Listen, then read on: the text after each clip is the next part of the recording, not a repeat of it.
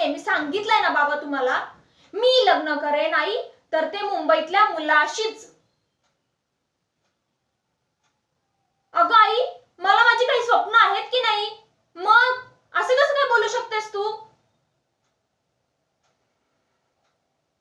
बास झालं तुमचं, बास.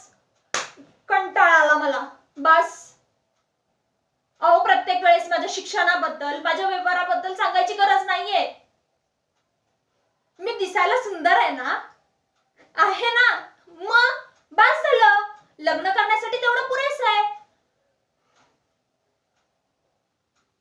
बघा, तुम्हाला दोघांना पण सांगते, एक दिवस ना मुंबईचा एक मोठा बिझनेसमॅन माझा हात मागायला येईल, तेव्हा आवरायला पण चांगले मी 3-4 तास लावेन बघा.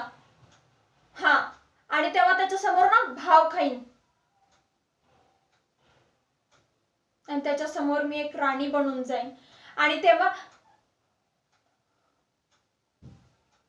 झालं, केली माझ्या स्वप्नांची माती. बस तेवढंच येतं ना तुम्हाला दोघांना? ती जानकी ताई आहे ना, तीच बरोबर आहे बघा. हो, ती की मग तुमच्यासारखं टोचून नाही ना बोलत, म्हणून. आई, तुझ्यामुळे मी त्या जानकी ताईशी ना असं वाईट वागते, तिला नको नको तसं बोलते, तिला मीच टोचून बोलत असते.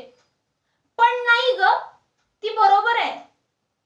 ती किमान चांगलं तरी बोलत असते ना माझ्याशी. ती मला नेहमी म्हणते, श्रुती, तुझं ना सगळं चांगलं होईल बघ. बरोबर बोलते ग ती, मला खात्री आहे. ती जे म्हणते ना ते एक दिवस नक्की तसंच होईल.